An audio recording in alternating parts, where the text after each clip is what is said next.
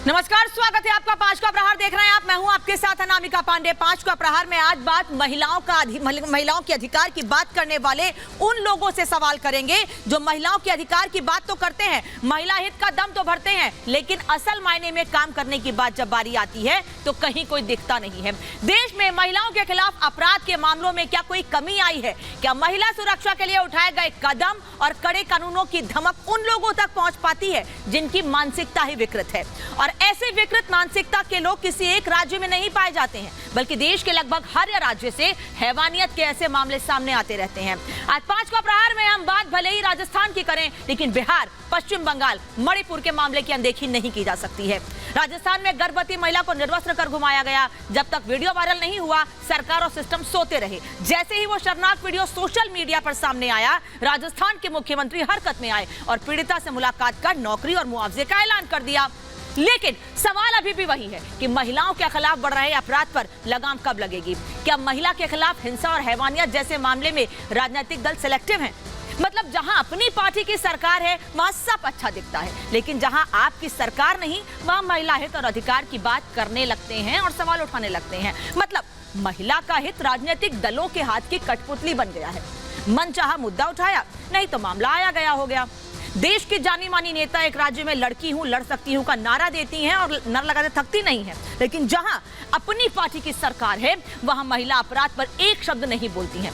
आज पांच का प्रहार में सवाल उन सभी लोगों से करेंगे जो महिला अधिकार का झंडा तो बुलंद करते हैं, लेकिन जब बात जमीनी स्तर पर काम करने की आती है तब तेरी सरकार मेरी सरकार में उलझ कर रह जाते हैं। अब आपको हम ये बताते हैं कि आखिर राजस्थान में महिलाएं सुरक्षित नहीं हैं। ऐसा हम क्यों कह रहे हैं? क्योंकि राजस्थान में लगातार एक के बाद एक मामले सामने आ रहे हैं और राजस्थान एक ऐसा राज्य है जो महिलाओं के खिलाफ बढ़ रहे अपराध के मामले में अव्वल नंबर पर है। और लगातार इसी पर सवाल पूछे जाते हैं तो पड़ोसी राज्य या मणिपुर का हवाला देते हैं, लेकिन आज सवाल सिर्फ यही है कि महिलाएं किसी भी राज्य की हो महिला हैं, सुरक्षा की जिम्मेदारी सरकार की है, तो क्यों नहीं सरकार कदम उठाती है? राजस्थान में साल 2001 में रेप केस की संख्या 6337 थी और 2020 की बात करें तो 2020 में 5310 रेप के केस सामने आए हैं। साल दर साल हम नीचे की तरफ जाते आपको बता रहे हैं कि कैसे कैसे ये आंकड़े बढ़ते गए हैं।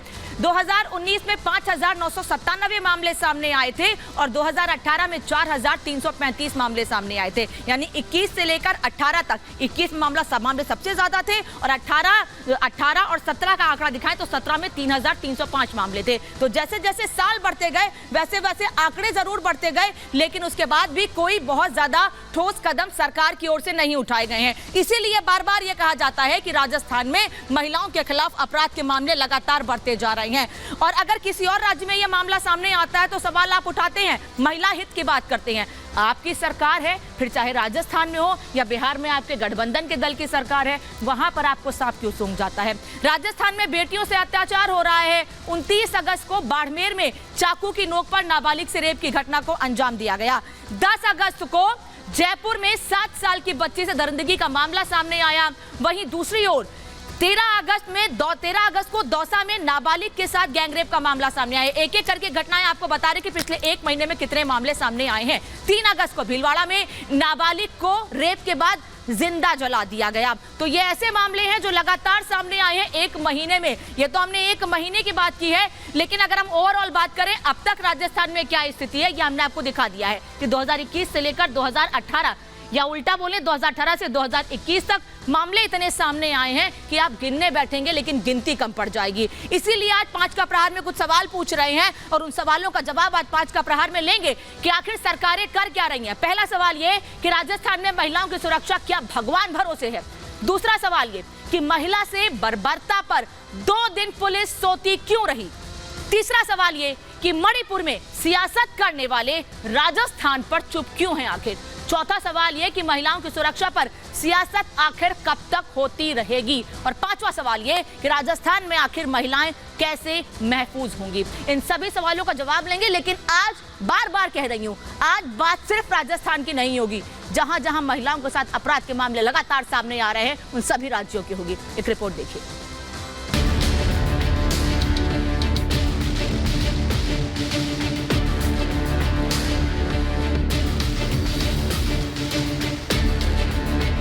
एक व्हील चेयर पर दो लड़खड़ाकर चलते इंसान के भेष में ये वो शैतान है जिन्होंने राजस्थान में हैवानियत, बर्बरता और दरिंदगी की सारी हदें पार कर दी। राजस्थान के प्रतापगढ़ में इन हैवानों ने एक गर्भवती महिला को पहले पीटा, फिर निर्वस्त्र कर पूरे गांव में घुमाया। महिला रोती रही, गिड़गिड़ाती रही, रहम की गुहार लगाती रही, लेकिन इन दरिंदों का दिल नहीं पसीजा। मौके पर मौजूद लोगों ने भी इन शैतानों को नहीं रोका और तमाशबीन बनकर सिर्फ वीडियो बनाते रहे।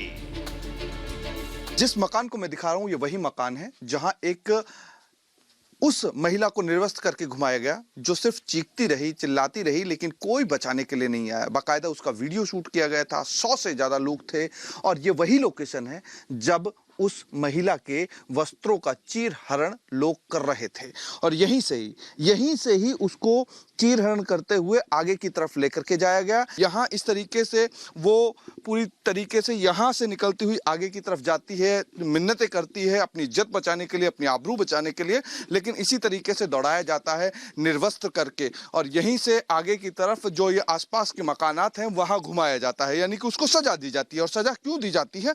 उसका गुनाह इतना था कि वो पड़ोस में रहने वाले किसी युवक से मुलाकात करने के लिए निकल गई थी, लेकिन वो 4 महीने की गर्भवती भी थी और तन पर एक कपड़ा नहीं था। महिला गर्भवती थी, लेकिन इससे भी हैवानों को फर्क नहीं पड़ा और हैरान करने वाली बात तो यह है कि पुलिस को 2 दिनों तक इस महापाप की भनक तक नहीं लगी। लेकिन 2 दिनों बाद इंसानियत को शर्मसार कर देने वाला यह वीडियो वायरल हुआ।